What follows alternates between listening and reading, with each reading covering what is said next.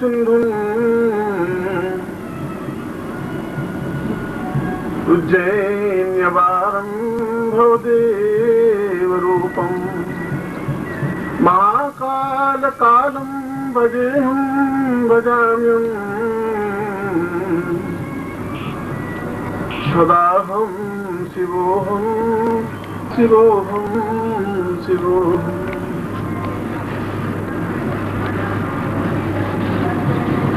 इस महाकाल की नगरी में सभी साधक शिष्य और शिष्याएं, आगंतुक और बहने भाई के जीवन का जब पुण्योदय होता है तो उज्जैनी में आता है। जब तक जीवन का पुण्योदय नहीं होता तब तक पूरे भारतवर्ष में विचरण कर सकता है, मगर उज्जैन में या उज्जैनी में नहीं आ पाता, क्योंकि यह नगरी किसी देवता की बपोती नहीं है। मार्कंडेय पुराण में कहा है कि ये तो भगवान शिव की नगरी है, यहाँ शिव राजा है, यहाँ के अधिपति शिव है, यहाँ के मालिक शिव हैं। भगवान शिव की इतनी आराधना और इतना बड़ा ग्रंथ और किसी देवता का है ही नहीं। जरूर उस ग्रंथ में कुछ ऐसी विशेषताएं हैं जिसके माध्यम से जीवन में आदमी वह प्राप्त करे जो करना चाहता है, और जो मनुष्य है उसकी इच्छाएं होंगी, देवता है उसकी भी इच्छाएं होंगी, यक्ष है, गंधर्व है, किन्नर है, इच्छाएं होती हैं और इच्छाएं होनी चाहिए। प्रेमी का स्मरण आना और आंख में आंसू आना एक साथ होता है। ऐसा नहीं है कि पहले आधे घंटे प्रेमी का स्मरण हो फिर 15 मिनट रोती रहे, ऐसा नहीं चलता है। आंखें डबडबा जाती हैं, याद आया आंखें डबडबा गई, एक क्षण में आपस में तार जुड़ता है। चाहे वह प्रेमी लाखों मील हजारों मील दूर हो, चाहे वह देवता कितना मील दूर हो, और भक्त की आंख डबडबा जाती है। और आंख अगर नहीं डबडबाई, आंख में आंसू नहीं छलका, हृदय नहीं पसीजा, तो समझना चाहिए कि हृदय का विकास नहीं हुआ है। हृदय का विकास तो अपने आप में तन्मय होकर के डूब जाने की क्रिया से बनता है। ऐसा भाव हम लोगों में बहुत मुश्किल से आता है, क्योंकि हम न घृणा करना जानते हैं, न प्रेम करना जानते हैं, न क्रोध करना जानते हैं, न इसमें भी पूर्ण नहीं है।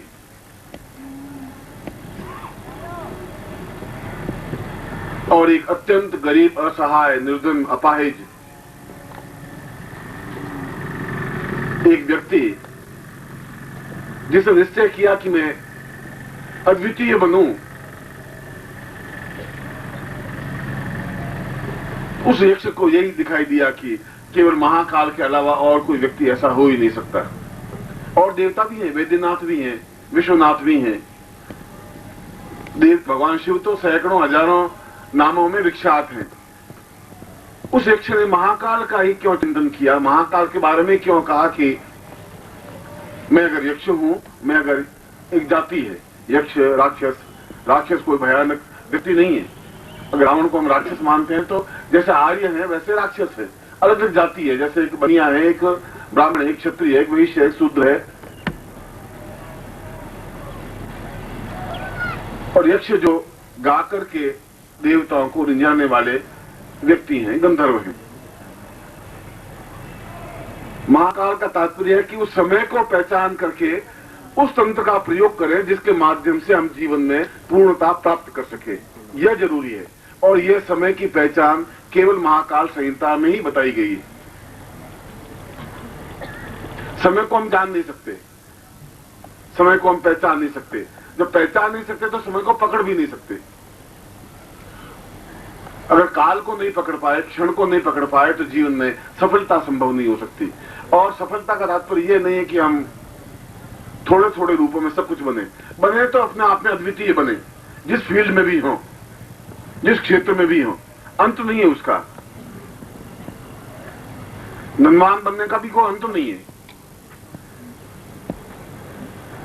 गरीब रहना अपने आप में कोई विशेषता नहीं है, भूखा रहना अपने आप में कोई महानता नहीं है। मैं तो शिष्यों को कहता ही नहीं हूं कि एकादशी का व्रत करें, और घर में आटा है तो आराम से 4-6 रोटी खाए। भूखे रहने से जीवन नहीं चल सकता है। मगर हम हजारों लोगों को भोजन करवा सकें, वह क्षमता है हम में।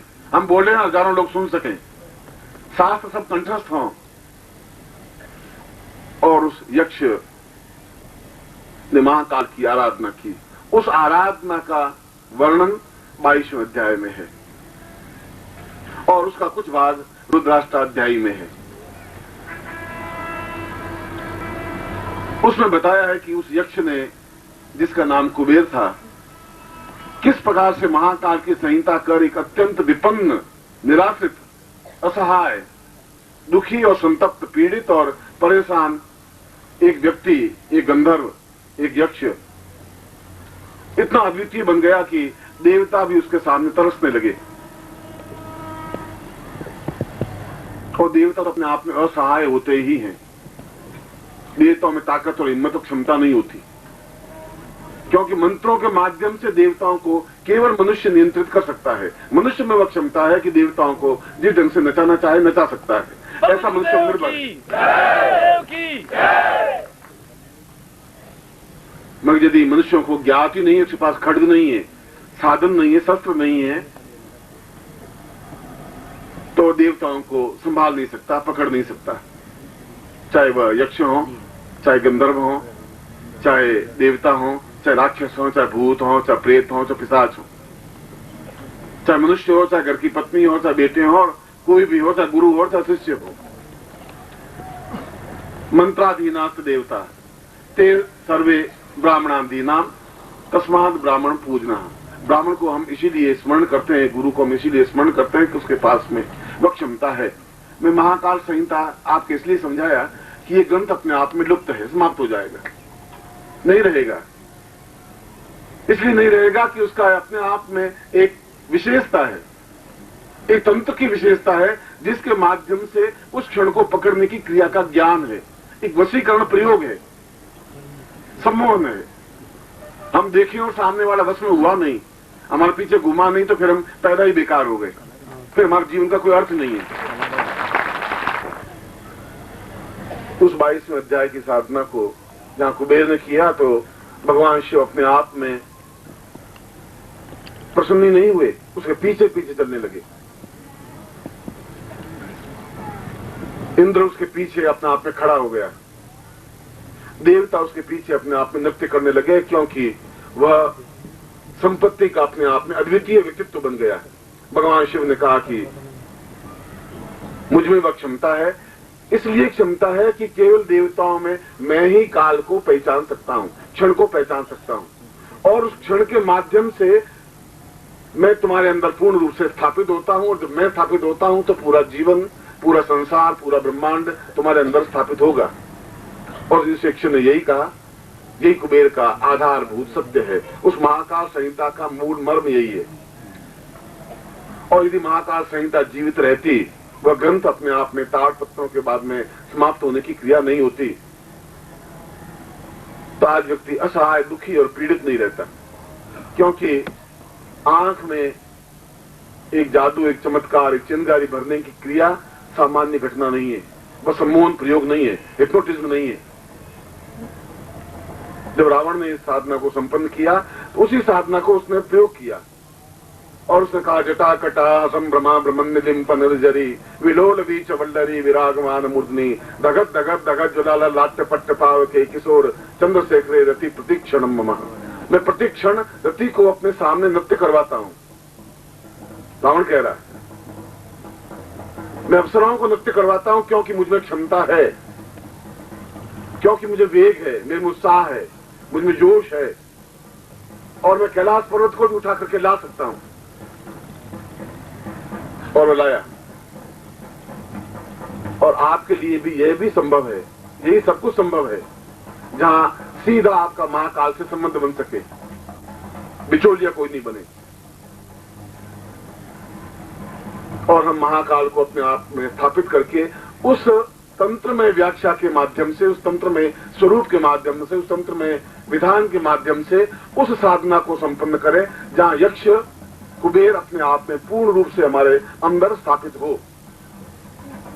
इस साधना को मैंने किया है और आज अगर मैं कुछ हूं तो उस यक्ष साधना, उस 22वें अध्याय का प्रतिफल, ये मेरे जीवन की सत्य घटना है, ये जीवन का पुरुषार्थ है, ये जीवन की श्रेष्ठता है।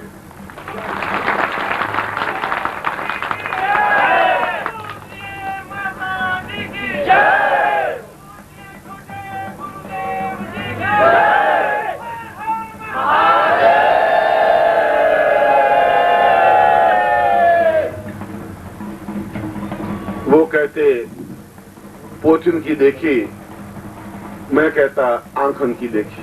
मैं जो कुछ देखा है, जो अनुभव किया है, वह बोलता हूं। ये केवल वो पढ़ते हैं पंडित लोग जो पोथियों में लिखा हुआ है। मैंने जीवन के प्रत्येक आयाम को अनुभव किया है और इसलिए बोलने में सक्षम हूं, आपके सामने दो टूक शब्दों में कहने के सक्षम हूं कि आपकी आंख में वह चिंगारी आ सकती है, ताकत आ सकती है, वह क्षमता आ सकती है। और कल भी मैंने अपने प्रवचन में कहा था कि मैं बहुत सामान्य व्यक्तित्व हो सकता हूं। मैं अपने आप को राम और कृष्ण और बुद्ध और महावीर के समान नहीं कह सकता, मगर मैं उनसे न्यून भी नहीं हूं, ये बात भी गारंटी की बात है। मैं कमजोर नहीं हूं।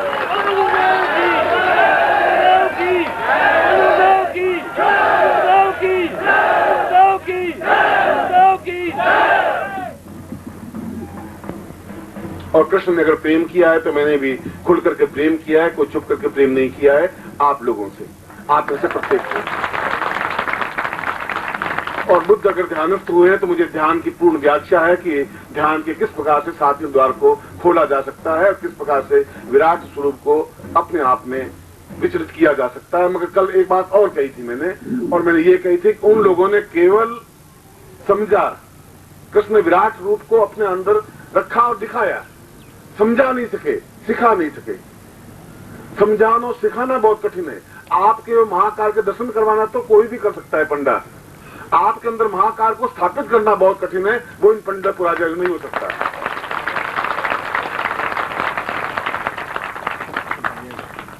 आपके अंदर एक चिंगारी भर देना, आपकी आंखों में सम्मोहन दे देना और आप देखें और कुबेर आपके सामने नृत्य करे, आप देखें और देवता आपके सामने खड़े होकर के हाथ जोड़ के खड़े हो सकें, वो अपने आप में सामान्य घटना नहीं है। कोई भी व्यक्ति जो इस पृथ्वी पर है, मगर जो पुरुष है, जो पुरुषार्थी है, जिसमें क्षमता है, जिसमें हौसला है, जिसमें चिंगारी है, कमजोर और निरर्थक जीवन जीने वालों के लिए न मंत्र है, न साधना है, न तंत्र है, न प्रेम है और न पुरुषार्थ है। रुक रुक के घुट घुट करके जीवन जीना अपने आप में जीवन नहीं है। दहाड़ते हुए जीवन जीना वह जीवन कहलाता हुआ है, शेर की तरह दहाड़ते हुए आपके समझ खड़े होते हुए। और मैं आप लोगों के बीच शायद कुछ प्रत्यक्ष ऐसा कार्य करके दिखाएं जिससे कि आप जल्दी उसको सीख सकें, समझ सकें, आगे बढ़ सकें, सफलता पा सकें, जीवन की आपकी इच्छाएं पूर्ति हो सकें। और जिस प्रकार से आप सामाजिक बंधनों को तोड़ते हुए, मन में दृढ़ता, निश्चय, हिम्मत और हौसला लेते हुए दौड़ करके आते हैं, वो सब कुछ मेरे चित्त पर लिखा हुआ है, अंकित है, मिट नहीं सकता। जिंदगी के अंतिम सांस तक भी मिट नहीं सकता। और आपकी जिंदगी से मेरी जिंदगी ज्यादा है, ये बात गारंटी है, ये बात पक्की है। इसलिए आप चिंता नहीं करें।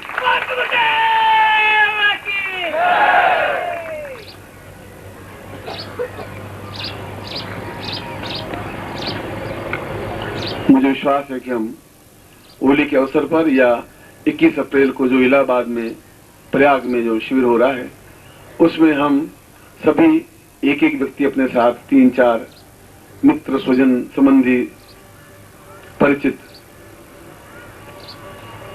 लेते आएंगे।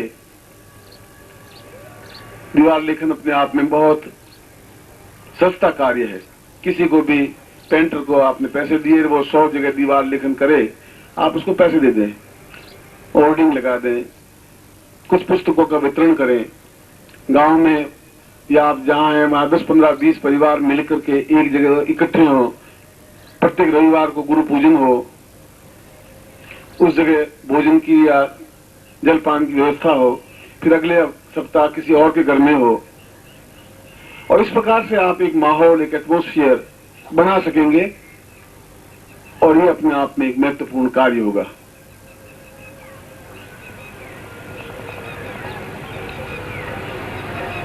वास्तव में मुझे आज जो सुबह का माहौल, हमने पूरी रात जाग करके शिव पूजन किया, हमारी आंखों में कोई थकावट नहीं है। पारमेश्वर का पूर्ण विधिवत पूजन किया, वेद मंत्रों के साथ में, आग्नेय उपनिषद के मंत्रों के माध्यम से, और जो कुछ मैंने पारस शिवलिंग के बारे में आपको बताया है वह बिल्कुल प्रामाणिक और सत्य है। आप खुद कल्पना कर सकेंगे। ऊंचे से ऊंचे पद पर बैठे हुए व्यक्ति भी बिना टेलीफोन किए रह नहीं पाते हैं, और ऐसा समझते हैं कि यह मेरे परिवार का एक बुजुर्ग, एक व्यक्ति है, सलाहकार है, मित्र है। ऐसा लगता नहीं कि आपके मेरे बीच में डिफरेंस है, गैप है। बाप और बेटे के बीच में गैप हो जाता है, और वो बेटा बाप को वो बात नहीं कह पाता जो कहना चाहिए, मगर टेलीफोन पर मुझे कह देते हैं कि मेरी ये समस्या है, मेरी ये प्रॉब्लम्स हैं। आप और कहने के बाद निश्चिंत हो जाता है कि मैंने गुरु जी को कह दिया, अब वो जाने, उनका काम जाने, मैंने तो उनको कह दिया है। ये आपके चेहरों से प्रकट हो जाता है। और मैं कभी आपके विश्वास को तोड़ूंगा नहीं, कभी आपसे अलग हटूंगा नहीं, कभी आपको मझधार में छोड़ूंगा नहीं। विश्वासघात जैसा शब्द मेरे जीवन में है ही नहीं। मझधार में छोड़ करके किनारे हट जाना मेरे जीवन में नहीं है। आपका अगर हाथ पकड़ा है तो बिल्कुल पार लगा करके ही खड़ा करूंगा आपको, इतना आप विश्वास रखें। ऐसा ही मैं आपको आशीर्वाद दे रहा हूं।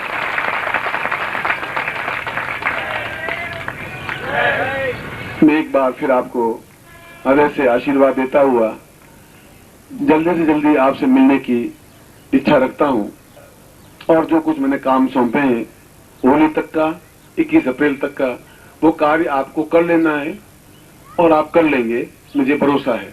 और आप नहीं भी करेंगे तो आपकी ही गुरुदक्षिणा अपने आप में न्यून होगी। मैं तो आपको वापस याद दिलाऊंगा नहीं। आप गुरुदक्षिणा नहीं दें, छल करें, नहीं कर पाए, ये सब मैं आपके ऊपर छोड़ता हूं। मेरी तरफ से कोई मलाल, मेरी तरफ से कोई चिंतन आपके प्रति नहीं है। आप करें तो ये प्रसन्नता की बात है, क्योंकि आप खुद अपने इस संस्था के लिए कर रहे हैं। आप नहीं करें तो आप अपने खुद के चेहरे को जान के देखिए कि आपने कहां गलती की, क्यों गलती की, क्यों विश्वासघात हुआ। गुरुदक्षिणा के लिए कहा और मैं नहीं कर पाया तो क्या बात हो गई, ये आप स्वयं अपना निर्णय करेंगे। मैं आपको उस छोटी छोटी चीजों के लिए याद नहीं दिलाऊंगा। यहाँ श्रीवास्तव ने और ओम प्रकाश ने और पूर्णेश चौबे ने, निखिल वाली टीम ने और भी कई लोगों ने यहाँ काम किया होगा, मुझे तो इतना ज्ञात नहीं है। मगर छोटे से छोटे व्यक्ति ने भी, बड़े से बड़े व्यक्ति ने भी, बिना आपके सहयोग के ये भी सफल नहीं हो पाते। आप लोगों का सहयोग, आप लोगों का प्रेम, आप लोगों की आत्मीयता मेरे लिए गौरव की बात है, मेरे लिए गर्व की बात है। और मैं चाहता हूं कि इसी प्रकार आप उलझ करके, दौड़ते हुए, छलछलाते हुए आकर के आप मुझसे मिलें और मिलते रहें, ऐसी मेरी इच्छा है। और इस इच्छा की पूर्ति आप लोगों के द्वारा होगी, ऐसा ही मेरा आशीर्वाद है। एक बार मैं पुनः हृदय से अपनी पत्नी के साथ आपको हृदय से आशीर्वाद देता हूं कि आप कल्याण हो, सुखी हो, सफल हो, संपन्न हो, श्रेष्ठ हो।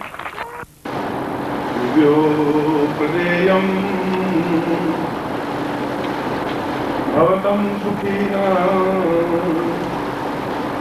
राष्ट्रोत्सवासं भवेदेव नित्यम् सूर्योन्मतां वेवबलान्तिकाम्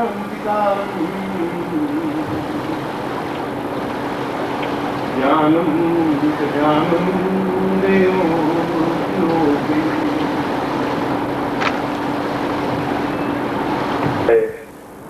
एक ऐसा महोत्सव है जहाँ अंधेरा समाप्त होने जा रहा है, और ये एक ऐसा महोत्सव है कि 3 दिनों बाद आप इनके चेहरे पर देखेंगे कि इनका चेहरे सुबह का भोर का जो लालिमा होती है उसको शब्दों में नहीं बांधी जा सकती। कैसी लालिमा है, तो खून से भी ज्यादा रंगीन है और सारे शरीर को कांति युक्त बना देती है। इसीलिए इन 3 दिनों में मैं इन सारे शिष्यों को ऐसा कांतिमय बना देना चाहता हूं कि वे योगी, वे देवता, यहाँ के महापौर और जो भी उच्च पदस्थ व्यक्ति देखें कि एक अध्यात्म में कितनी ताकत, कितनी क्षमता है कि वह एक व्यक्ति को, और वह व्यक्ति अपने आप में पूरा राष्ट्र होता है। राष्ट्र कोई घास फूस पेड़ पौधों से नहीं बनता, एक एक व्यक्ति से बनता है। प्रत्येक व्यक्ति अपने आप में राष्ट्र है और प्रत्येक व्यक्ति को सजाना समाज में मेरी धर्म और ड्यूटी है और मैं ऐसा करूंगा।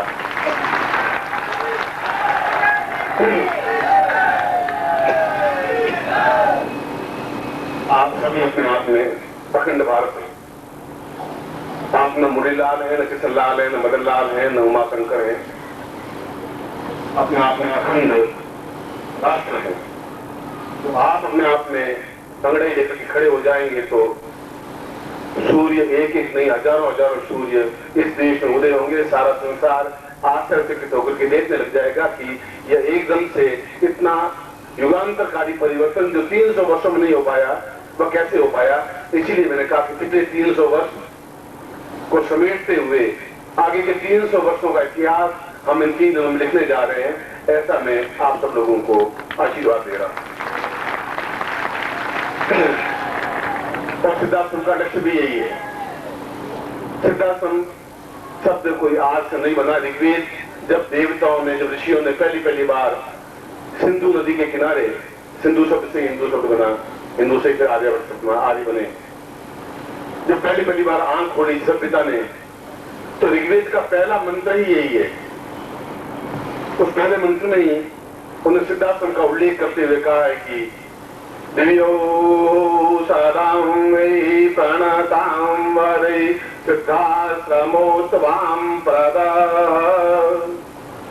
इसका तुम आपका मेरा शब्द नहीं है, ये हमारे संसार के सबसे प्राचीनतम सभ्यता के अद्वितीय व्यक्तित्वों के द्वारा निर्मित वायुमंडल में जो शब्द का गुंजन हुआ उसको सिद्धाश्रम कहा गया है। यह कोई संस्था नहीं है, यह कोई समूह नहीं है। और पूरे जीवन का खून का एक कतरा कतरा लाखें खाकर के भी देखा है, गुलाम की जंजीरों में जकड़ते हुए भी देखा है, और हजारों लाखों लोगों की मृत्यु को भी देखा है, और बेशक दुख गुलामी और दास्ता को भी देखा है, और चूंजे हैं और क्षमतावान बने हैं, उस जगह पहुंचे हैं जहां हम कह रहे हैं कि भोर की लालिमा प्रारंभ हो चुकी है और नई शताब्दी 8 महीने बाद नहीं 2 दिन बाद प्रारंभ होने वाली है। ये घोषणा है, सार्वजनिक घोषणा है।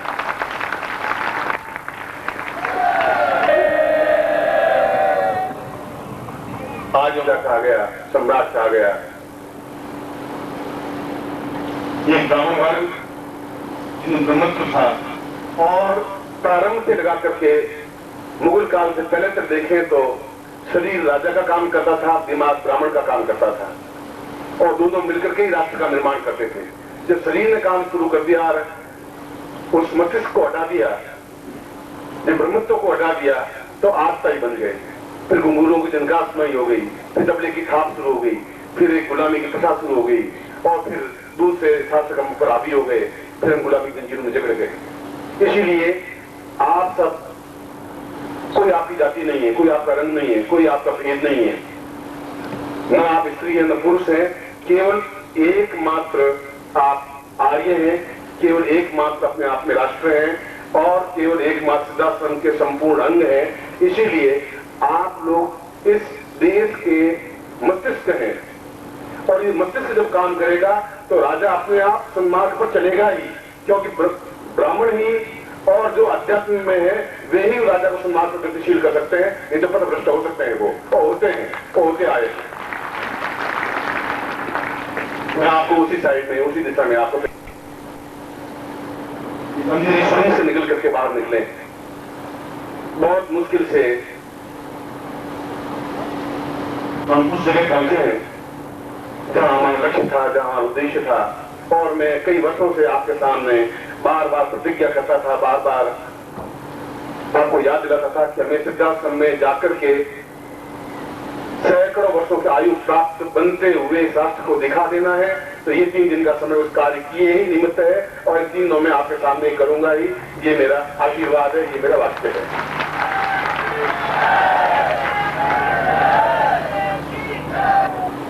फिर में ये कि इनको देवत्व स्थापन नहीं करना है, इनको देवता बना देना है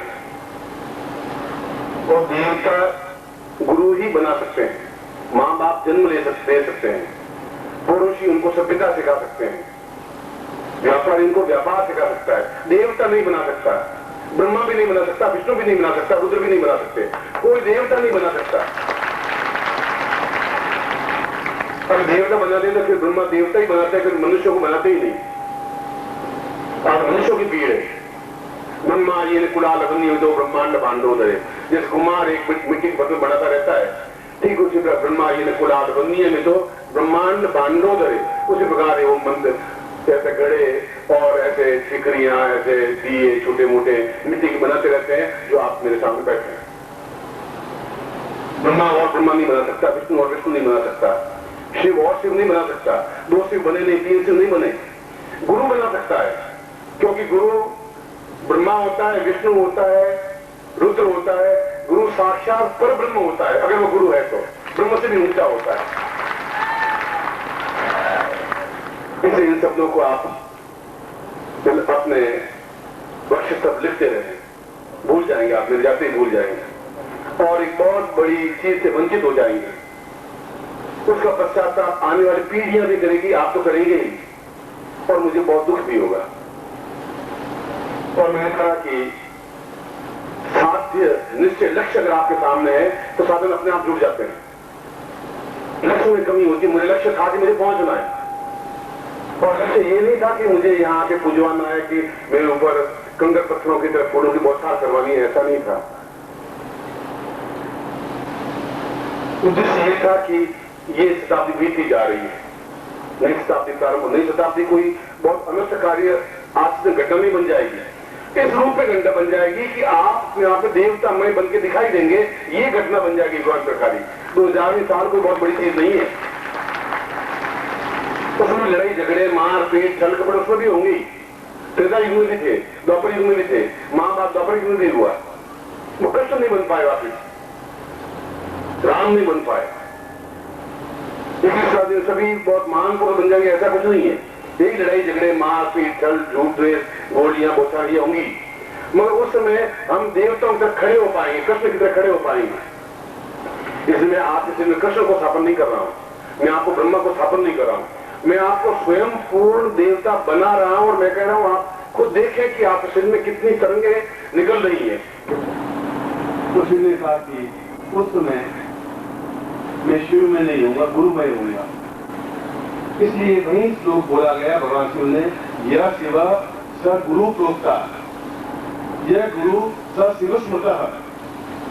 ये शिव है वही गुरु है, ये गुरु है वही शिव है। तस्या भेदेन भावेन स याति नरकाधिपति, जो इन दोनों में भेद समझता है वो नरक का अधिकारी होता है। इसलिए शिव और गुरु में कोई अंतर नहीं होता और मैं आपका गुरु नहीं हूं, मेरा ज्ञान गुरु, शरीर गुरु नहीं आपका। जो मेरे अंदर ज्ञान है वो आपका गुरु है। अगर आप मुझे पूछते हैं मेरे ज्ञान की वजह से पूछते हैं, अगर मैं एकदम से प्रचंडता से बोलता हूं तो मैं ज्ञान की ताकत क्षमता से बोलता हूं, कुछ मुझे लेने वाला खड़े हो जाए तो खड़ा हो जाए, मुझे जवाब देने की ताकत क्षमता है, चाहे जिस स्थिति में आ जाए।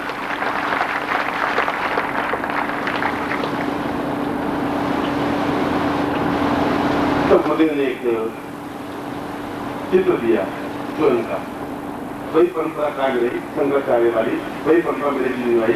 उन्होंने कहा कि श्रेष्ठतम समय गुरु के लिए सुबह 5 बजे से 6 बजे का होता है। मैं चाहे वो सर्दी हो या गर्मी हो, चाहे मैं घड़ी के हिसाब से बता रहा, उस क्षण गुरु का सारा संचरण सारे शिष्यों के बीच में फैला होता है। जितने भी शिष्य हैं जो दीक्षा वाले दिए हुए, जो उनको गुरु मानते हैं, दोनों बातें, जो मन से गुरु मानते हैं, जो दीक्षा लिए हुए, उसमें अब मैं आपको विज्ञान की तरफ ले जाता हूं। साथ ज्ञान यह है कि ऐसा पूरे जीवन में हमारे सामने असर दे दिया जाए कि हम जो समस्या है और हमें उसका समाधान मिल जाए। उस 5 और 6 बजे के बीच में आप काम पहले से करके आसन पर बैठ जाएं, पूर्व की ओर मुंह कर दें, सामने बिल्कुल नवीनतम चित्र हो, गुरु का जो यूज किया हुआ नहीं हो। ये कपड़े आज पहनने कल इसको नहीं पहनूंगा, धोऊंगा फिर वापिस पहनूंगा, कपड़ा यही होगा। तो चित्र सामने रखे, ऐसा चित्र हो जहां जल से उसको स्नान करवा सके, कागज का चित्र तो दिख जाएगा, जिनको तिलक लगा सके, सामने अगरबत्ती दीप लगा सके। और वह समस्या जो आपके सामने खड़ी है कि आज मुझे 10 बजे 25,000 का प्रबंध करना, मैं क्या करूं। अब विज्ञान की तरफ आप उस समय दिया लगा के अगरबत्ती लगा के आप बैठ जाएं और मुझे स्मरण करें, गुरु ब्रह्मा गुरु विष्णु गुरु देवो महेश्वर गुरु साक्षात पर ब्रह्मा तस्मै श्री गुरु शंकर में। फिर एक गुरु मंत्र की माला कर दें, ओम पर नारायण गुरु जी ओम। मुश्किल से 7 मिनट लगेंगे कुल मिला गुरु पूजन पुस्तक छोटी सी है। फिर आप प्रश्न करें कि गुरुदेव ये मेरी समस्या है जो आज मुझे निपटानी जरूरी है। ये लड़का जो लड़की को देखने वाला है, या तो आप ऐसा करें कि ये लड़का हाँ बदले, या क्या लड़का ठीक है नहीं है, क्या इसके साथ शादी करूँ नहीं करूँ, क्या इस व्यापार में इसको पार्टनर बनाऊँ नहीं बनाऊँ, क्या इसके साथ 10,000 रुपये लेके भेजूँ नहीं भेजूँ, ये डॉक्टर ने जो बीमारी की क्या है नहीं, कोई भी समस्या। और उसी समय आपके कानों में ठीक मेरी यही आवाज थोड़ी सुनाई दे कि नहीं ये सही तरीका यूं कर, तो समझ लेना कि मैं आपके पास में हूं उस समय। ये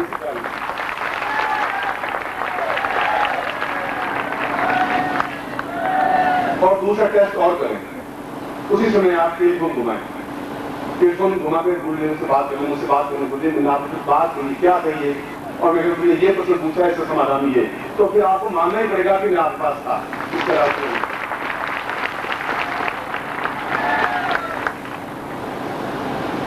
इससे बड़ा स्वस्थ दुनिया में कोई होता ही नहीं, इससे बड़ा अस्त्र संसार में कोई नहीं होता, इससे बड़ा जीवन का सुलभ संस्कार कुछ नहीं होता, इससे बड़ी कोई विद्या संसार में नहीं होती। और गुरुदेव का चित्र आज मेरे पास में है हर क्षण, और आपको मालूम होना चाहिए कि यहाँ सीने के साइड में चीर करके उस चित्र को अंदर लगा रखा है, ऊपर टांके लगा रखा है, आपको लगा रहे हैं सामने, ये लगाया अंदर।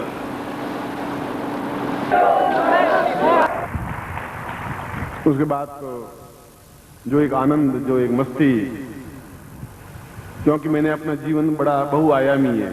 बहुआयामी का मतलब तरह तरह की जीवन को अपने ढंग से मस्ती के साथ बिताया है, मुस्कुराते हुए। मेरे साथ बैठा हुआ व्यक्ति बोर होता ही नहीं, क्योंकि पूरी जिंदगी अनुभवों और नई नई बातों से भरी हुई है, चाहे सन्यासी जीवन हो चाहे गृहस्थ जीवन हो। और जैसा कि मैंने कल बताया था कि मेरा तो गृहस्थ जीवन अपने आप में अत्यंत सुखी है और संन्यास जीवन भी सुखी रहा है, और आप सब लोग मेरे सामने बैठे हैं, ये परमोच्च सुख है, ये परमोच्च आनंद है, और आशीर्वाद के साथ में आपको आशीर्वाद देता हूं।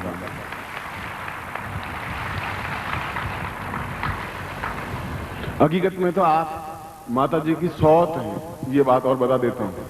जैसे एक दूसरी सौत होती नहीं, बस आप जाओ शिष्यों के पास जाओ, छोड़ो मुझे, अरे भाई मैं तुम्हारे पास में नहीं, तुम जाओ उनके पास में।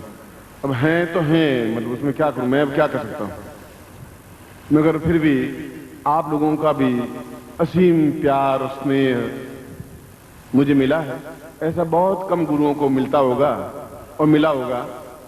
पिछले 5000 वर्षों में तो किसी गुरु को इतना प्यार मिला ही नहीं होगा जितना आपका प्यार मुझे मिला है। मैं ऐसा ही आपको आशीर्वाद दूंगा। ज्ञान दान सदा मान, इसलिए ज्ञान दान का मतलब है कि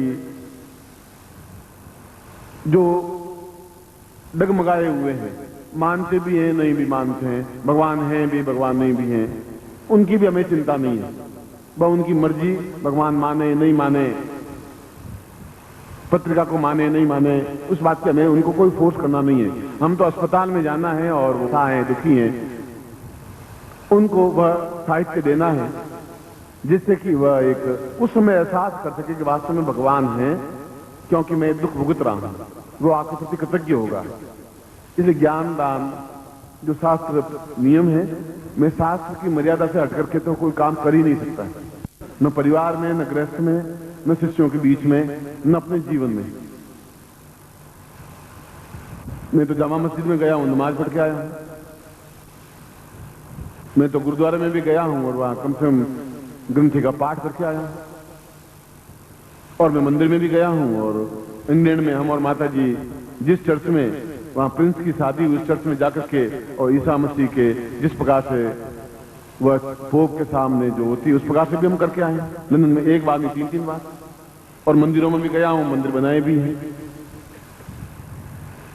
इसलिए किसी के प्रति कोई द्वेष भावना मेरे मन में है ही नहीं। कभी आप मुझे समझेंगे तब गंगा में पानी बहुत बह चुका होगा। और उसके बाद जब समझेंगे पहचानेंगे तब तक आप हाथ मिलते हुए रह जाएंगे, क्योंकि एहसास करेंगे कि एक ऐसे व्यक्तित्व के पास में कुछ क्षण कुछ मिनट बैठा था, एक शिविर में भाग लिया था, उनके साथ रहा था, अपना सर्वस्व समर्पित किया था, उन्होंने मुझे अपनाया था, वो मेरे साथ में थे, मैं उनके साथ में था। एक ऐतिहासिक घटना आपके जीवन की बन जाएंगी और 50 साल बाद आपकी इस बात को कोई मानेगा नहीं। अरे ऐसा कैसे हो सकता है?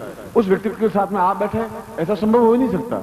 ऐसी समस्या आपके सामने आएगी। ये आपके जीवन का सौभाग्य है, ये आपके जीवन की श्रेष्ठता है। यहां तो जिंदा व्यक्तियों की पूजा, उसको गालियां दी जाती, तरफाया जाता है, परेशान किया जाता है, टहोका मारा जाता है और उसको मरने के लिए बाध्य कर दिया जाता है। या तो वो छोड़कर जंगल में चला जाता है, या सन्यासी बन जाता है, या अगर उच्च कोटि का व्यक्तित्व है तो किसी कमरा में चला जाता है, सिद्धाश्रम चला जाता है। मगर मैं ऐसा नहीं करूंगा, गारंटी के साथ नहीं करूंगा, आपके बीच में ही रहूंगा, गारंटी है। गुरुदेव की आप दीजिए, गालियां कितनी देंगे, कितना प्रताड़ित करेंगे, कितनी आलोचना करेंगे, मैं झेल लूंगा। अन्यपन से वह ज्ञान प्राप्त किया है, उनसे वह दीक्षा, वह चेतना, वह प्रयोग मैंने लिया है। अर्जुन फिर भी गांडी नीचे रखा हुआ बैठा हुआ है। ये वो कह रहा मैं तुम्हारा मित्र नहीं हूं, तो मुझे पहले पहचानो कि मैं अपने आप में ईश्वर तो हूं। और 10 अध्याय तक कृष्ण उसको बार बार ये समझा रहे हैं कि तुम मुझे पहचान लो। नहीं पहचान 10वें अध्याय में समझाते हैं कि यूं समझ ले कि मैं पहाड़ों में हिमालय हूं, तो यूं समझ ले नदियों में मैं गंगा नदी हूं, तो यूं समझ ले कि मैं पशुओं में गाय हूं, यूं समझ ले कि मैं अपने आप में शेर हूं, ये समझ ले पेड़ों में पीपल का पेड़ हूं। ये कहने के पीछे कोई उसका अहंकार नहीं था, वो समझा रहा था कि तुम मुझे पहचान लो। और आदमी पहचानता नहीं है, जीवित व्यक्ति को पहचानता ही नहीं है, क्योंकि हम मुर्दे हैं तो मुर्दे की पूजा करेंगे, जीवित गुरु की पूजा नहीं कर पाते हम। ये हमारी कमी है। आएगा क्या फिर एक बार फिर उस ईसा मसीह को सूली पर टांग दिया जाएगा? फिर एक बार सुकरात को जहर दे दिया जाएगा? फिर राम को सरयू में डूबने के लिए मजबूर कर दिया जाएगा कि डूब के मर जाए? फिर कृष्ण को तीर मार करके उसको समाप्त कर दिया जाएगा? फिर बुद्ध के कदम वापिस वो युग आ जाएगा? ऐसा कब तक हम करेंगे? कब तक उन महापुरुषों को, उन विद्वानों को कब तक प्रताड़ित करते रहेंगे? कब तक वो बोलता रहेगा? क्यों करेगा ऐसा? ये एक आक्रोश है। आक्रोश इसलिए है कि आप में नरत्व है मगर देवत्व नहीं है। और जब नहीं समझा अर्जुन, तो उसने, कृष्ण ने एकदम से अपना विराट रूप दिखाया खड़ा होकर के। अब पहचान ले, अब देख ले कि मेरे विराट रूप है। ये पूरा आपके हृदय में मलिनता नहीं आ जाए, आप फिर किसी बंधनों में ग्रस्त नहीं हो जाएं, आप फिर किसी प्रकार से रुकावट की वजह से अपने आप में न्यूनता अनुभव नहीं कर लें। कोई ऐसा क्षण नहीं आ जाए कि आपके मेरे बीच में तीसरा कोई खड़ा हो जाए। क्योंकि मैंने आपको, जैसे भगवान राम ने हनुमान को उस जगह पर लाके खड़ा किया था कि जहां से छलांग लगाने पर उस आतताइयों को नाश करके सीता की प्राप्ति करके भगवान राम के चेहरे पर मुस्कुराहट लाने का तैयारी की थी, मैंने भी आपको उसी जंपिंग स्टोन पर, उस जगह पर लाके खड़ा कर दिया है जहां उछाल खा करके सीधे सिद्धाश्रम पहुंच सकते हैं। अब कोई स्थान नहीं है। आपके प्यार को मैंने अनुभव किया है और मेरे क्रोध को भी आपने अनुभव किया है, और प्यार के साथ उसको सहे जाए। 10,000 गुना ज्यादा क्रोध दबा करके केवल 1 गुना क्रोध रह गया है। क्योंकि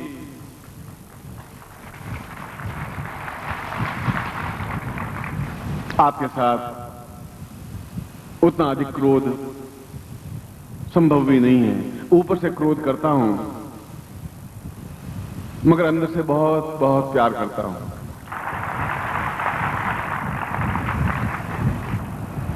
कबीर कह रहे हैं कि मैं घड़ा बना रहा हूं शीतल जल का, मगर भीतर भीतर सहज के बाहर बाहर चोट। मैं बाहर चोट देता हूं मगर भीतर मेरा हाथ लगा हुआ रहता है। मैं उसको नुकसान नहीं पहुंचा रहा हूं, मैं उसको एक सुराही बना रहा हूं। और शंकराचार्य भी यही कह रहे हैं कि उस जगह पर लाके शिष्यों को खड़ा कर दें कि ये सारी पृथ्वी, ये सारा आर्यावर्त, ये सारा भारतवर्ष देखे एहसास करे कि ये अपने आप में अद्वितीय सूर्य हैं जिनको मैंने बनाया है। इस बात का मुझे गर्व है। इसीलिए मैंने आप लोगों को आह्वान किया है और मुझे बहुत प्रसन्नता है कि मेरी एक आवाज पर आप दौड़े हुए चले आते हैं। मुझे प्रसन्नता है कि मैं कुछ भी आज्ञा देता हूं और आप ना करते ही नहीं हैं, मना ही नहीं करते हैं। मैं आपका जीवन मांग लेता हूं तो आप जीवन दे देते हैं, मैं आपके प्राण मांग लेता हूं तो आप प्राण दे देते हैं। ऐसा हजार हजार बार अनुभव किया है। इस बात का तो प्रसन्नता है।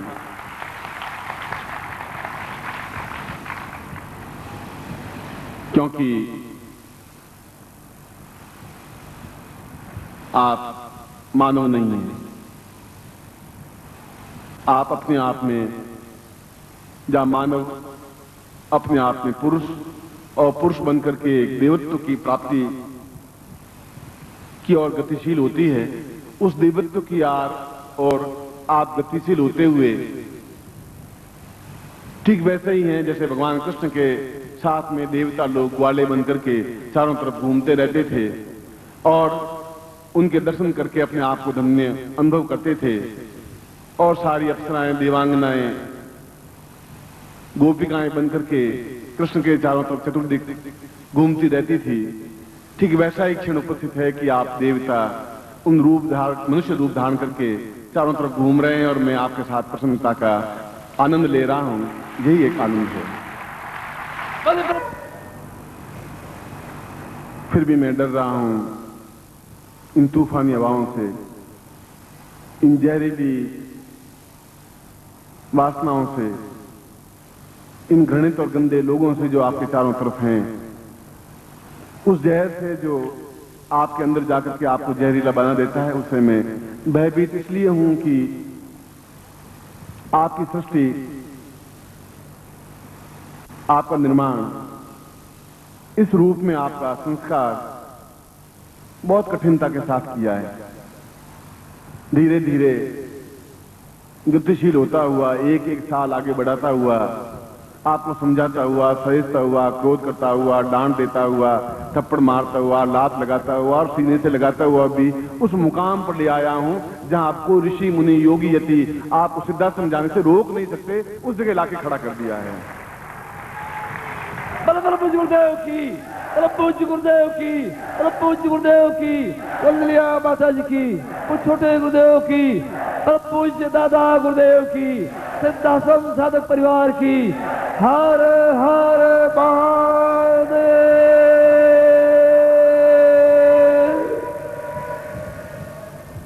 अब समय आ गया है कि आप अपने आप को सही ढंग से पहचानने की कोशिश करें। अपने अंदर की आंखें खोल करके अपने आप को देखने की कोशिश करें कि आप क्या हैं। आप वो नहीं हैं जो साल भर पहले थे या 5 साल पहले थे। आप हाड़ मांस के पुतले भी नहीं हैं। आपको स्वयं ज्ञात होना चाहिए कि आप किस जगह पर खड़े हैं, आप क्या हैं। और किसी भी प्रकार से उन अवरोधों को, उन बाधाओं को, उन पाप, छल और झूठ जो मनुष्य शरीर धारण करके आपके चारों तरफ विचरण कर रहे हैं, आपके रिश्तेदार के रूप में, ऐसा नहीं हो जाए कि आप उनमें वापस खो जाएं। ऐसा नहीं हो जाए कि आपकी मेरी भी दूरी बढ़ जाए। ऐसा नहीं हो जाए कि स्वार्थ की रपटीली धरती पर आप रपट करके फिर नीचे गिर जाएं। ऐसा नहीं हो जाए कि मेरी सारी मेहनत बेकार हो जाए। क्योंकि यदि आप कभी सीना चीर करके मेरा देखें तो आप सभी मेरे सीने में बैठे हुए हैं, साफ साफ दिखाई देंगे, इसमें कहीं कोई दो राय नहीं है।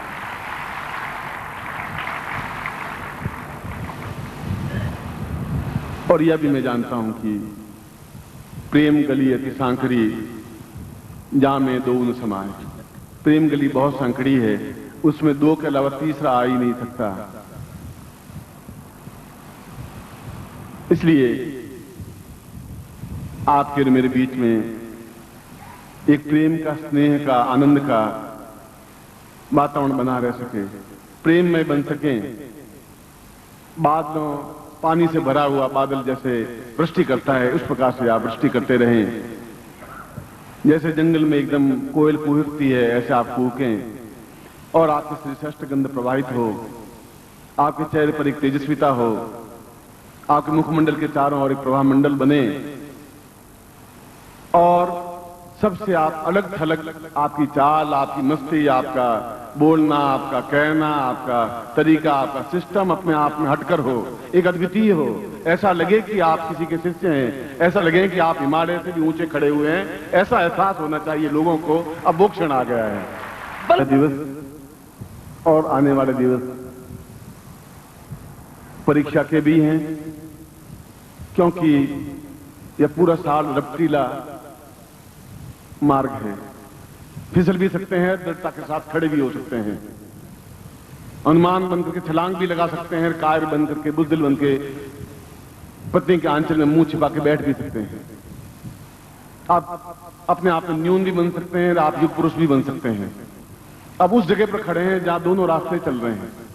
आप मेरा हाथ छुड़ा के भाग भी सकते हैं और आप दृढ़ता के साथ कदम से कदम बढ़ाते हुए जब पीछे मुड़ के देखूं तो आप पूरे के पूरे मेरे पीछे चलते हुए दिखाई दे सकें। ऐसा मैं आपको आज्ञा देता हूं, ऐसे मैं आपको आशीर्वाद देता हूं कि आपके पांव नहीं रुकने चाहिए। अब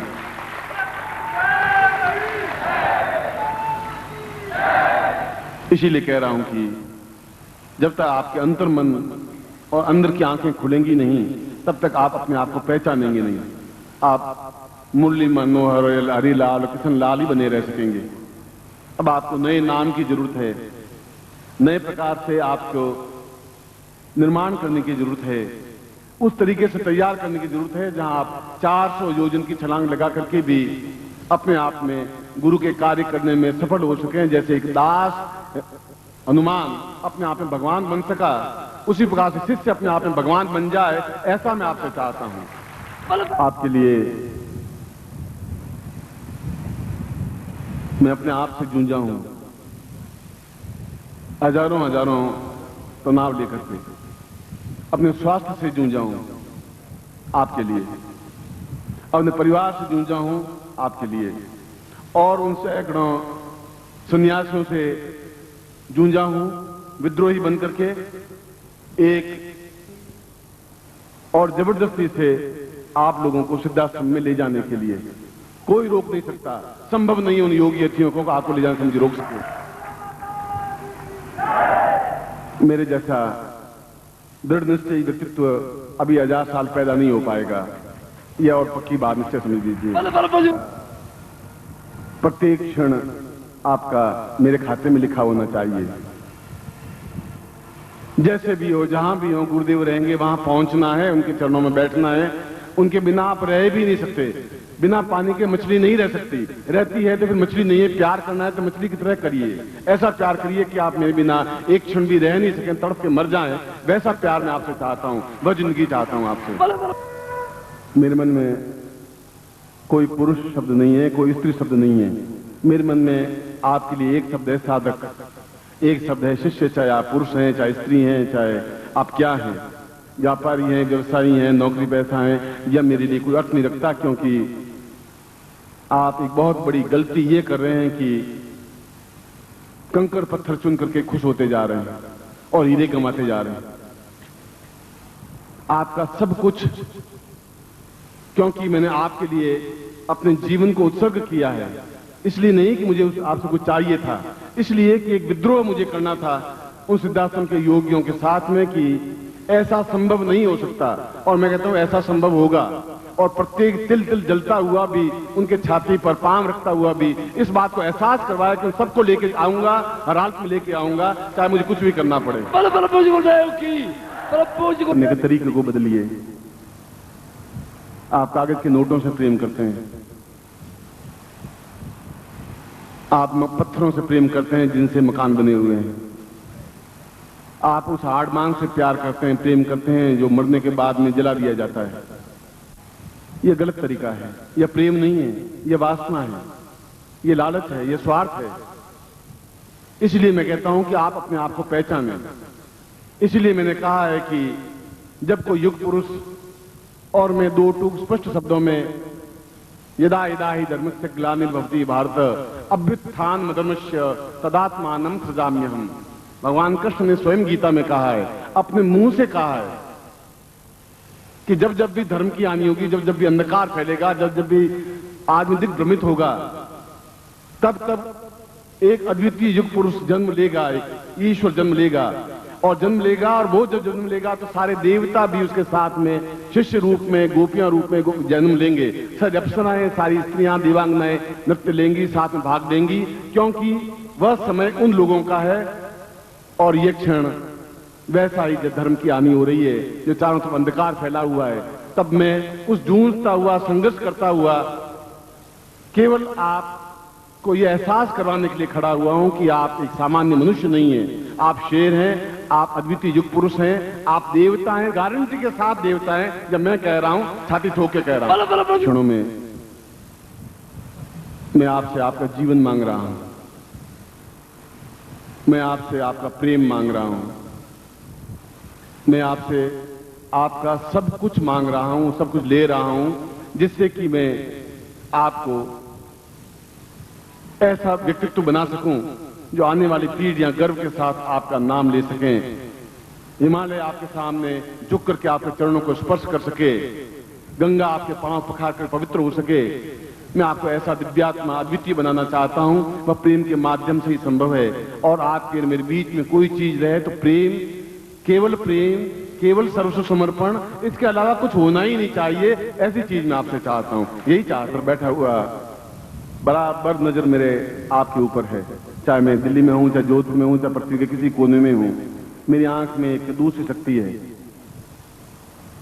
और हर क्षण आपके ऊपर नजर बंदी रहती है। आप क्या कर रहे हैं, किस प्रकार से कर रहे हैं, क्या स्थितियां बन रही हैं। और बड़ी वेदना होती है जब आपके पांव रुक जाते हैं, आप समाज के डर से रुक जाते हैं।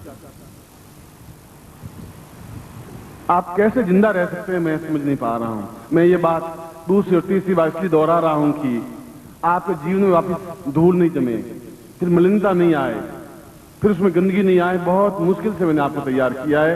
ये मैं जानता हूं कि इसके लिए कितना खून जलाया है, मैं जानता हूं। पत्थर के समान और हिमालय के समान जिसका पर्सनैलिटी थी, व्यक्तित्व था, वो सारा खून मैंने आपके लिए जला दिया है, इसलिए कि मैं आपका निर्माण कर सकूं। तिल तिल करके आपको जलाया है, आपको बनाने के लिए।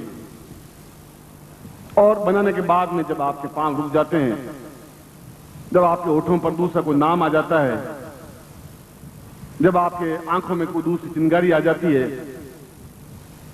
तो शर्म से मेरा सिर झुक जाता है कि मैंने व्यर्थ में खून बहाया है, व्यर्थ में अपना व्यक्तित्व बहाया है।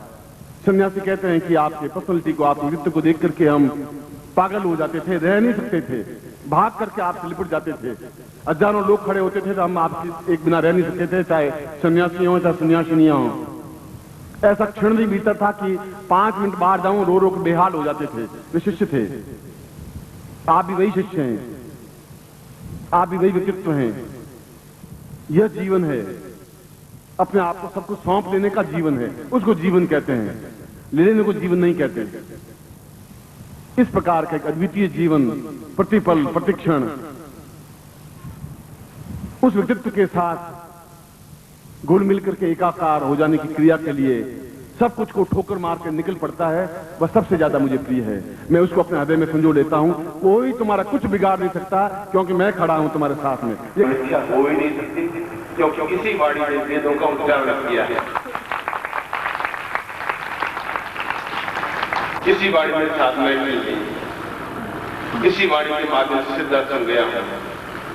वह वाणी मिथ्या नहीं हो सकती, गलत नहीं हो सकती, क्योंकि मुंह में न गलत चीज जाती है और न गलत शब्द निकलता है।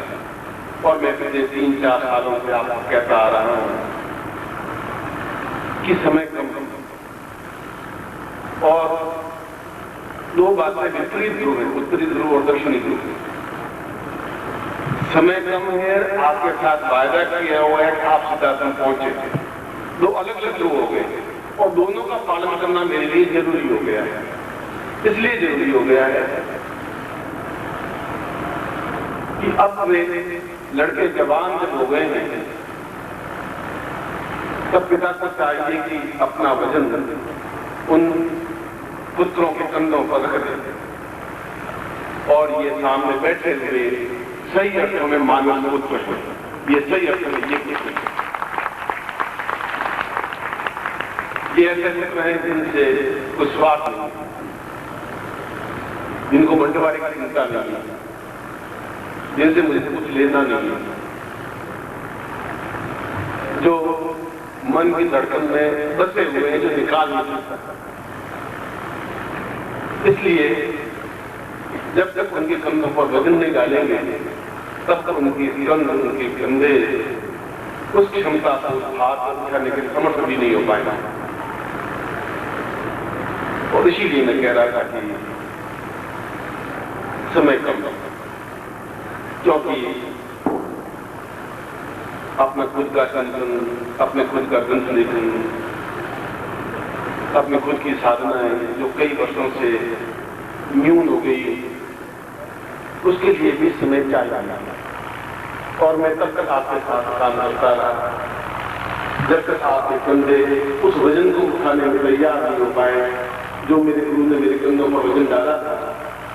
और मैं उसी परंपरा का पालन करता हुआ अपने कंधों का वजन आप पर इसलिए डाल रहा हूं, आपके कंधे इतने मजबूत हो चुके थे। आप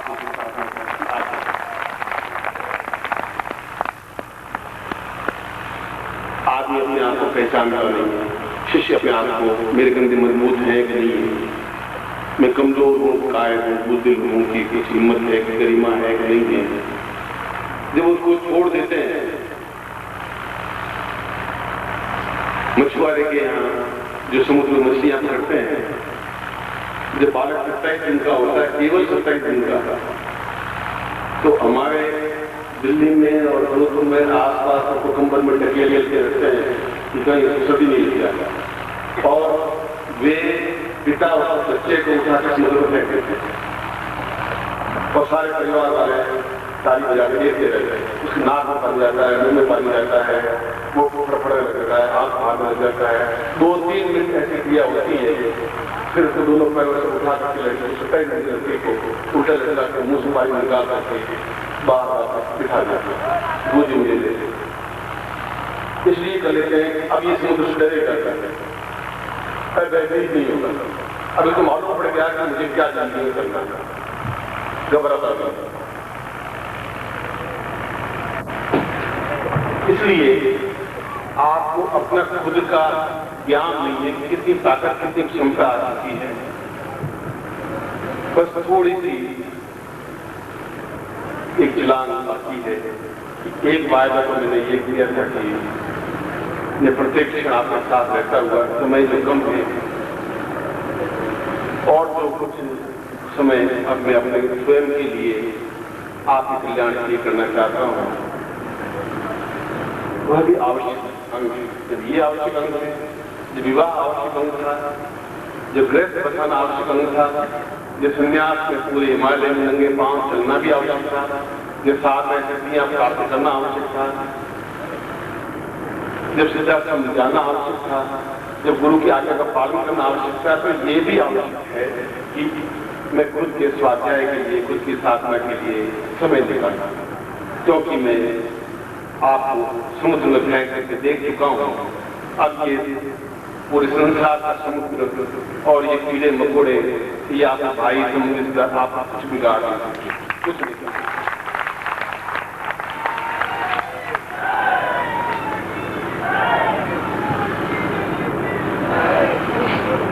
और मैंने अपनी बात प्रारंभ की थी जवानी, जोश, उमंग, साहस और ताकत के साथ नए वर्ष का स्वागत करने के लिए इस जर्जर वर्ष निकल गया, टाटी टेकता हुआ, कमर झुकाता हुआ विदाई दे दी। इस वर्ष में एक करुणाई, एक क्षमता है, साहस है, और हम उनके साथ में जो जवान और साहस है, क्योंकि शरीर से कोई आदमी कमजोर नहीं होता, प्राणों की ऊष्मा में ताकत होनी चाहिए। इसलिए मैंने आपको डिफरेंस बताया कि शरीर और प्राणों में क्या अंतर होता है, और ये उसका प्रथम दिन संकल्प दिवस कहलाता है। हम संकल्प लेते हैं, चाहे नया वर्ष का प्रारंभ हो, चाहे गुरु जन्मोत्सव हो, पूरे साल में 4 दिन ऐसे होते हैं जब आदमी संकल्प लेता है। संकल्प का मतलब है कि यह मुझे करना ही है, उसको संकल्प कहते हैं। तस्मै नमः शिव संकल्प मतलब हम कल्याण बन सकते हैं जब संकल्प लेंगे। और संकल्प ये लेना है कि हम अगले 4-5 महीनों के अंदर अंदर हर हालत में स्वीकार तक पहुंच जाना है, हर हालत में पहुंच जाना है। नहीं तो मेरी दूसरी वाणी मिथ्या हो जाएगी, नहीं तो फिर उन ऋषियों के सामने मैं भेड़ की तरह खड़ा होगा, नहीं तो जन से मुस्कुराएंगे थे जब नीचे झुकी रही, और ऐसा आज हुआ ही नहीं, ऐसा होगा भी नहीं, क्योंकि मैं आपको पढ़ चुका हूं, देख चुका हूं, विश्वास कर चुका हूं, और अगले 6 महीनों के अंदर अंदर उस कार्य को संपन्न कर लेना है। क्योंकि 6 महीने फिर मैं आपको देता हूं कि आपके साथ में हूं, यूं तो मैं 20 साल तक आपके साथ हूं, 50 साल तक आपके साथ हूं। एक अत्यंत पवित्र, दिव्य और उदात्त जो है ऋषियों ने उदात्तीकरण मंत्र कहा गया है, और ये ग्रंथ अपने आप में लुप्त हो गया। शंकराचार्य की शिष्य तक तो रहा, पुष्पदंत तक तो रहा, और उसके बाद में वो ग्रंथ लुप्त हो गया, ग्रंथ मिला ही नहीं वापस। मगर उसमें सारे मंत्र अपने आप में सब ऋषियों ने मिलकर के अपनी अपनी ऊर्जा, ताकत, क्षमता के साथ में जिन शब्दों का प्रयोग किया, उन शब्दों से मिला करके एक श्लोक की रचना की। इसलिए इसको उदात्ती मंत्र या उदात्ती ध्यान या उदात्ती चेतना। उदात्त का मतलब है बहुत ऊंचाई पे उठ जाना। उदात्त का मतलब है हम एक छोटे लेवल पे नहीं रहना। और मैं कई बार शिष्यों को अपने शिविरों में ये कह रहा हूं कि आप अपने आप को नहीं पहचान रहे हैं, और अब शायद नहीं पहचान पाएंगे कि मैं क्या हूं और क्या बन सकता हूं। तो दीनहीन, जीर्ण, गरीब, अशिक्षित और अपाहिज बनकर के हाथ जोड़ करके जिंदगी काटता है। जिसके छाती में दमखम होता है, हौसला होता है, हिम्मत होती है, वो फिर दीवार नहीं देखता है कि आगे दीवार है या आगे पत्थर है या आगे पहाड़ है। उनकी वजह से हिमालय प्रदलित होता है, हिमालय के ऊपर पाव रखे जाते हैं। उन वीरों की वजह से नदियों को फलांगा जाता है, समुद्र को नापा जाता है। दीनहीनता का जमाना बहुत भुगत चुके, 50 साल भुगत चुके, और देखा जाए तो 5000 साल भुगत चुके। और हम दीनहीनता में खुश हैं, क्योंकि हमें यही सिखाया गया है। हमें सिखाया गया कि बलवान बनना ही नहीं चाहिए। हमें सिखाया गया कि हम गरीबी अपने आप में बहुत बड़ा सुख है, क्षमा अपने आप में जीवन का आभूषण है। हमें बताया गया कि जैसे तैसे भी काम निकाल देना चाहिए, ये हमारे जीवन का उत्सर्ग है। और धीरे धीरे हम उस स्टेज पर आके खड़े हो गए जहां से आगे अंधेरा कुआ है। हो जाए तो भगवान की इच्छा, नहीं हो जाए तो भगवान की इच्छा। न भगवान आपको पहचानता है, न आपको भगवान ने पहचाना है, क्योंकि आपने भगवान को अपना परिचय देने की कोशिश ही नहीं की। कोशिश वीर और मर्द आदमी कर सकते हैं, कायर कुछ भी नहीं कर सकते। हमारा देश को कायर बना दिया गया है, और देश किसी जगह को नहीं कहते। आप लोग मिलकर के जो चीज बनती है उसको देश कहते हैं।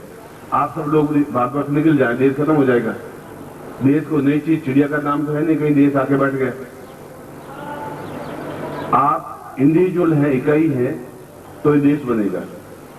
और इकाई टूट जाएगी तो देश अपने आप में टूट जाएगा। और युग ने अभी पिछले दिनों में 50 साल के बाद में एक अंगड़ाई ली, करवट ली, क्योंकि हम साधक हैं, मत नागरिक भी हैं, आर्यावर्ती हैं और भारतवर्षी हैं। और उन्होंने परमाणु विस्फोट किए। इस बात की चिंता नहीं की आगे क्या होगा, और जो ये बात सोचता है आगे क्या होगा, वो आगे कदम बढ़ा ही नहीं सकता। गीता में कृष्ण ने कहा है कि अतो वा प्राप्ति स्वर्ग जितो वा मोक्ष से महिमा। अर्जुन को चिंता ही बेकार कर रहा है। गीता में केवल युद्ध को ही बताया है कि कृष्ण ने, और कुछ गीता में एक भी श्लोक मुझे बताइए है शांति का कोई श्लोक हो तो, जहां अर्जुन कहा तो शांत हो जा, आराम से रोटी खा, रिश्वत दे, और जैसे तेरी जिंदगी काट, और जो बीवी है उस बीवी से अपना पालन पोषण कर, बेकार कुछ फालतू मत कर। ऐसा एक भी लाइन हो, एक ही शब्द और बोलिए। हर बार उसको उकसाया गया तुम युद्ध कर, तुम वीर बन, ये ऐसा कायरता से बैठ मत। और इसी श्लोक के अंतर्गत कहा है कि यथो आम प्राप्ति स्वर्ग, यदि तुम युद्ध करते करते मर जाएगा तो चिंता की बात है ही नहीं। इसलिए कि तुम वीर उचित युद्ध करते करते मरे, और आगे अप्सराएं मिलेंगी, स्वर्ग मिलेगा। और जितो हुआ मोक्ष से महिम, और जीत गए तो इस आर्यावर्त के राजा बन जाओगे। दोनों हाथों में तुम्हारा लड्डू है। जो मौत से डरता है वो कुछ कर नहीं सकता, वो जीत भी नहीं सकता, और तुम भी दोनों जगह खड़े हो और निर्णय नहीं ले पा रहे हो कि मुझे ऐसी घिसी पिटी जिंदगी। साल भर पहले भी आपने मुझे वही लाइन बोली थी कि जिंदगी मेरी ऐसी चल रही है। 2 साल पहले भी ऐसी बोली थी। इस बीच में 720 दिन हो गए। 720 में कम से कम 100 बार आपको मैंने ये जताया कि जीवन किसी भी वजह से ताकतवान नहीं बन सकता। घी खाने से शरीर ताकतवान बनता है। मन में जो ताकत, क्षमता, हौसला, हिम्मत, जोश, जवानी और हिमालय को परे धकेलने की क्रिया मन के अंदर होती है। ऐसे सुदृढ़ मन में वे वीर आत्माएं और वीर देवता स्थापित होते हैं। और मैं जानता हूं कि आप में से 20% मेरी बात को समझ पा रहे होंगे, 80% केवल श्रोता हैं। और मरने के लिए तो पैदा हुए नहीं, पैदा हुए ताकत के लिए, क्षमता के लिए। एक अकेले आदमी हिम्मत की देखा जाएगा, विस्फोट कर देंगे, कर देंगे। जो संसार जो कुछ करेगा, क्या किया संसार ने? वापिस जापान ने पूछे अनुदान वापिस दे दिया, अमेरिका ने वापिस जो धनराशि देनी थी वो वापिस दे दी, और वापिस उनको विश्वास होगा ये है। अब अगर दूसरा कोई लड़ाई करता है, हम वापिस लड़ाई के लिए तैयार हैं। वो 2 मुक्के मारेंगे, हम 5 मुक्के और मारेंगे। हमारे पास तो मुक्के की ताकत है। तो हमारे पास तो एक देवता नहीं है, 33 करोड़ देवता हैं। लोगों के पास तो कोई ईसा मसीह है, कोई एक देवता पकड़ के बैठे हुए हैं। हम तो ये नहीं तो ये थे, हनुमान जी नहीं तो रामचंद्र जी सही थे। बहुत सभी ताकतवान है, सभी के पास लड़ाई झगड़े, तलवार कटार हैं। इतने देवता होते हुए भी, और देवता नहीं तो आप शुद्ध आयुध, मन में हिम्मत, मन में क्षमता। ये आषाढ़ के पहले दिन में शिष्य को गुरु क्या समझाता है, क्यों समझाता है? इसलिए समझा, दिन तुम्हारे पास 30 है और तुम बिल्कुल एक व्यामूढ़ और गरीब और एक अपाहिज शिष्य बन करके रह जाओगे। लेना है, इसे दोनों दिन आषाढ़ में रखे गए, क्योंकि वे साधु लोग, जैन लोग बस या तो भूखों मरते हैं या मृत्यु प्राप्त होते हैं। लोग विजय प्राप्त कर नहीं सकते। अहिंसा परमो धर्म, किसी की हिंसा करनी नहीं चाहिए। मैं कहता हूं हिंसा परमो धर्म, हिंसा करोगे तो धर्म होगा। बस ये जमाना चलेगा ही उस समय कि वो मारे, आप हाथ छोड़ के वो कहे ईसा मसीह एक थप्पड़ मारे तो दूसरा गाल भी सामने कर दो। काय के लिए कर दे? 5-6 थप्पड़े और मारे, उसको साला का याद ही रहेंगे जिंदगी भर, आप इस गाल सामने करेंगे। हम ऐसी कायरता से जिंदगी जिए क्यों? बहुत जी चुके तुम जिंदगी। उस प्रकार के स्त्री में वह पाशुपता स्त्री दीक्षा इन दिनों में ली जाती है, आषाढ़ में। चाहे अगर आपके माघ महीने में माइंड में आया तभी दिवस, इन दिनों में दीक्षा ली जाती है। हर एक दिन का समय होता है। आप दोपहर का टाइम है तो दोपहर का टाइम है, 5 बजे दोपहर का टाइम नहीं होगा, संध्या काल होगा। उसमें हिसाब गणित नहीं होती है, या तो इस पार या इस पार। जिंदा रहेंगे तो यश मिलेगा, उस जगह पहुंच जाएंगे। मर जाएंगे तो भगवान के देवताओं के गुरु के चरणों में है, पहुंच जाएंगे स्वर्ग में भी। पर एक जगह खड़े नहीं रहेंगे कायरता के साथ। इस बार पत्रिका में छपा है, हमने भी परमाणु विस्फोट किया है अध्यात्म का। हमने लोगों को मारने के लिए किया है, हमने लोगों को जिंदा करने के लिए किया है। हेडलाइन बहुत विखंडन हुआ 81 में, ये तो अब किया हमने 81 में कर दिया था परमाणु विखंडन। और ये परमाणु विखंडन के टुकड़े मेरे पास में, तो एक एक टुकड़े में भी इतनी ताकत है, क्षमता है। और लड़ना है, मर जाना है तो कोई बात नहीं, जीत जाना है तभी तुम। दोनों आत्म लड्डू है तुम्हारे, और मर नहीं सकते नहीं तुम दोनों आत्म लड्डू है तुम्हारे, और मर नहीं सकते नहीं तुम। कि मैं तुम्हारे पास में खड़ा हूं, तुम्हारे पीठ के पीछे खड़ा हूं, मरोगे कहां से? मौत आएगी कहां से? मौत नहीं आ सकती। कृष्ण पूज्य, आज भी आप पूज्य हैं। यदि आप में दर्द, यदि आप में बल, यदि आप में ताकत, यदि आप में क्षमता, यदि आप में हौसला, यदि आप में हिम्मत, और यदि आप में पूर्णता की क्षमता हो। और पूर्णता क्षमता होती है, धोती कुर्ता उतार के फेंक देते हैं, लंगोट उतार के फेंक देते हैं, कुछ चाहिए ही नहीं। जो चाहिए वो ज्ञान चाहिए। ये सब छोटी चीजें मिल जाएगी वापिस। ये कपड़ा फट जाएगा तो शाम को खरीद देंगे दूसरा, ज्ञान नहीं मिल पाएगा। आषाढ़ महीने वापिस नहीं आ पाएगा, गुरु सामने नहीं होंगे। इतनी उच्च कोटि दीक्षाएं जो कृष्ण और जगदम्बा लेती है वो नहीं मिल पाएंगी। अब तुम्हारे हाथ में खेल है कि आप ऐसे जैसे पैदा हुए वैसे ही रहना चाहते हो, बहुत अच्छा है। मुझे थोड़ी आंख तो नीचे करनी पड़ेगी कि मेरे लड़के अपने आप में कायर बुद्धिल पैदा हो गए, उम्मीद नहीं थी मुझे ऐसी। और वीरता के साथ अपने आप में सिर को ऊंचा उठा करके कृष्ण और जगदम्बा की तरफ पूजे जाए तो एक मन में हौसला हिम्मत होगा कि लड़के हैं, हिम्मत है और ये कर सकते हैं। आप ऐसा करें, मैं आपको आशीर्वाद देता हूं। और पूर्ण क्षमता के साथ जो कहा है उनके एक एक शब्द को पीजिए, हृदय में उतारिए, उतार के उसको कार्यान्वित कीजिए। खाली पीने से और सुनने से श्रोता आप मेरे नहीं है, आप साधक हैं। और साधक का मतलब गुरु ने कहा और उसने किया। उसके लिए घटना घटती नहीं है कि एक बार कहें, 2 बार कहें, 4 बार कहें। मैं कहता ही नहीं, मुझे उसकी जरूरत है ही नहीं। तुम्हें बहलाने की, खुशलाने की, तुम्हारे चमचागिरी करने की मुझे क्षमता नहीं है। या तो आप युद्ध करके मरिए या फिर मतलब जिंदा रहिए। जिंदा रहिए, ताकत के साथ जिंदा रहिए। मेरी दृष्टि से भी बहुत संतुष्ट हूँ।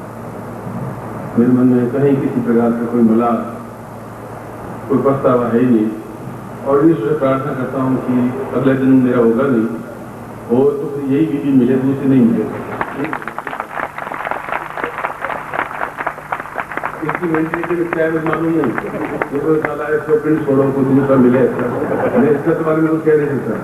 मेरे बारे में कंफर्म कि छोड़ूंगा मैं वहां पर नहीं, जल्दी शादी कर करा के खत्म कर लूंगा।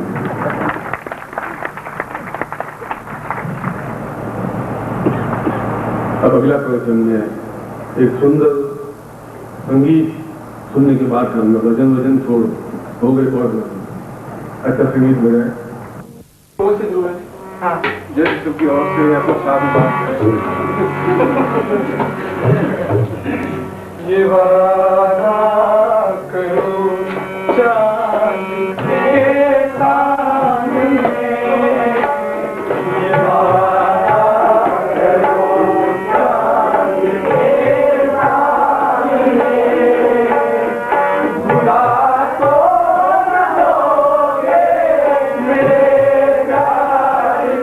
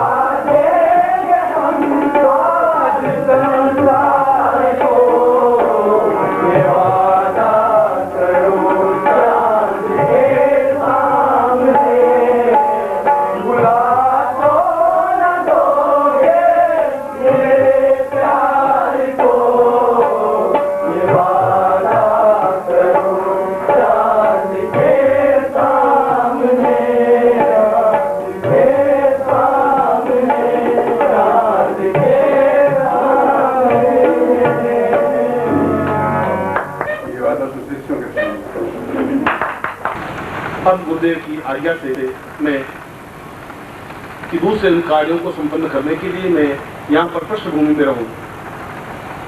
मैं आपके साथ तो रहूंगा, शरीर से भी, प्राणों से भी, मन से भी, चेतना से भी, और पृष्ठभूमि के साथ। और मैं उन कार्यों को भी संपन्न कर देना चाहता हूँ जो उनका आशीर्वाद, उनकी आज्ञा जो मेरे लिए सर्वोपरि है, जिससे कि कोई भी जीवन का क्षेत्र मेरा अधूरा नहीं रहे। इसीलिए मैं आप सभी गोचर और अगोचर, जो दृश्यमान अदृश्यमान शिष्य और शिष्याएं हैं, उनको साक्षीभूत रखते हुए और आपके अनुरोध पर, आपके चिंतन पर, आपके विचार पर मैं इन तीनों को आपको सौंप रहा हूं। इसलिए सौंप रहा हूं कि आप एक मार्गदर्शक के रूप में आपने साधना की है, आप मेरे साथ रहे हैं, मेरी आज्ञाओं का पालन किया है, मेरी प्राण चेतना के साथ, मेरी धड़कनों के साथ आप जुड़े हैं, मेरे सुख दुख में आप सहयोगी बने हैं, और मैं भी भविष्य में भी आपके सुख दुख के साथ सहयोगी बना रहूंगा।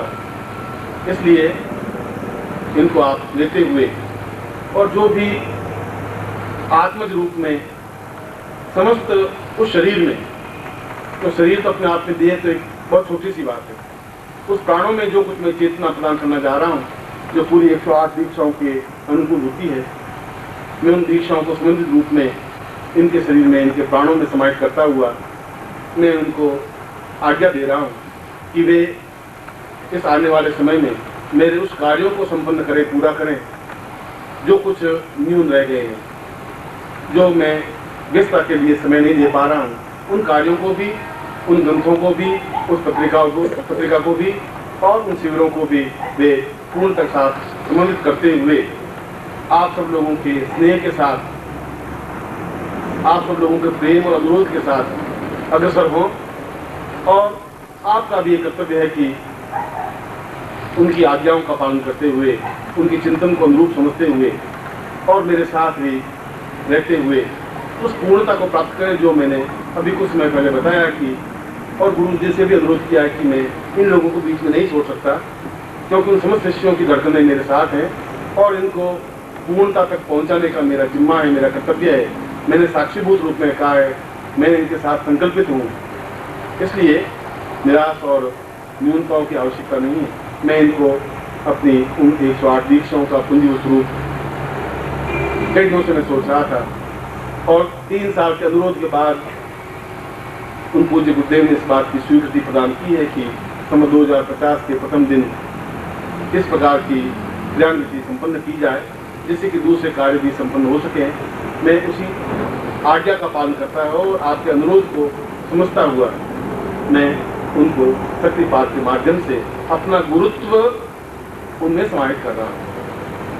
न देह, न प्राण, न चेतना, केवल गुरुत्व, अपने आप में पूर्ण रूपेण गुरुत्व, अपनी ज्ञान की गरिमा, अपनी चेतना की गरिमा, अपनी पूर्णता की गरिमा। और मैं समझता हूँ कि आने वाला समय हम सब के लिए अत्यधिक मंगलमय हो, ऐसा गुरु जी के सानिध्य में और अन्य अदृश्य ऋषियों के सानिध्य में भी एक निष्क्रिय स्वानंद के रूप में मैं स्पष्ट रूप से बता देना चाहता हूँ कि मैं आने वाले समय में उतना ही व्यस्त रहता हुआ और आप लोगों को उस कायाकल्प को साक्षीभूत स्पष्ट करता हुआ, इस शरीर को छोड़ करके दूसरा शरीर धारण करना तो बहुत पलायन है, भागना है, कायरता है, बुजली है। इस शरीर को ही कायाकल्प करके पूर्ण यौवनवान बना दे, और ऐसा ही मैं आपके साथ करूंगा, आपका भी मेरा भी, जिससे कि मैं और कई वर्षों तक आपके साथ कार्य कर सकूं। मैं ऐसा ही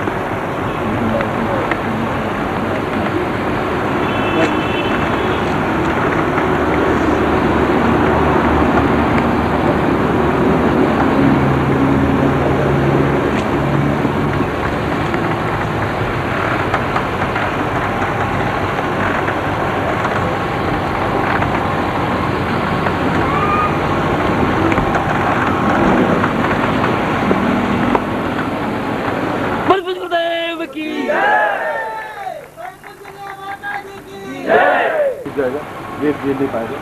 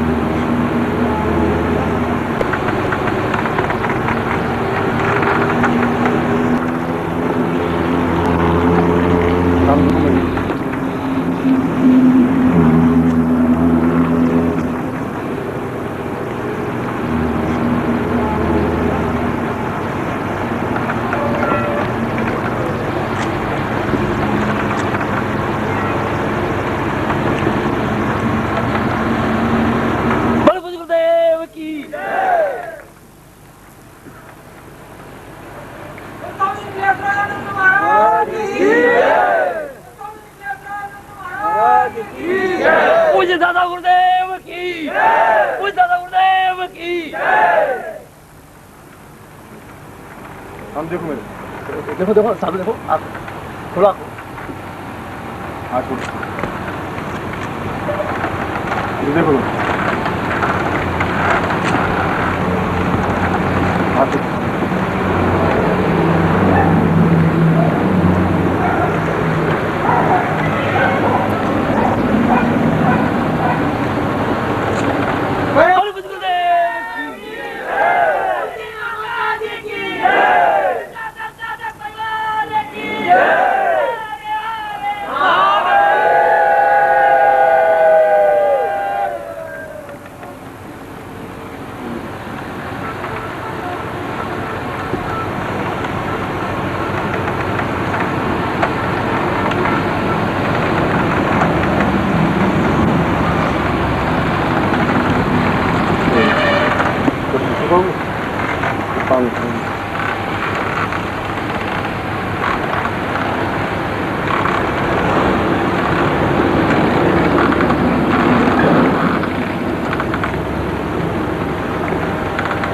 मैं अपने गुरु आज्ञा से ये तुम्हें उत्तरदायित्व को सौंप रहा हूँ, जीवन के सारे कार्य क्षेत्रों का, और मैं तुम्हें आशीर्वाद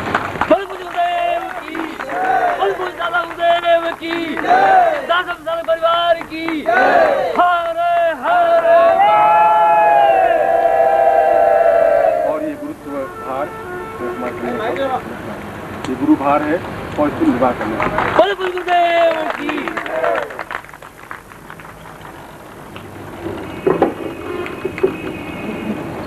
बोले ब्रह्म स्वामी निदेशन महाराज की, ब्रह्म स्वामी निदेशन महाराज की,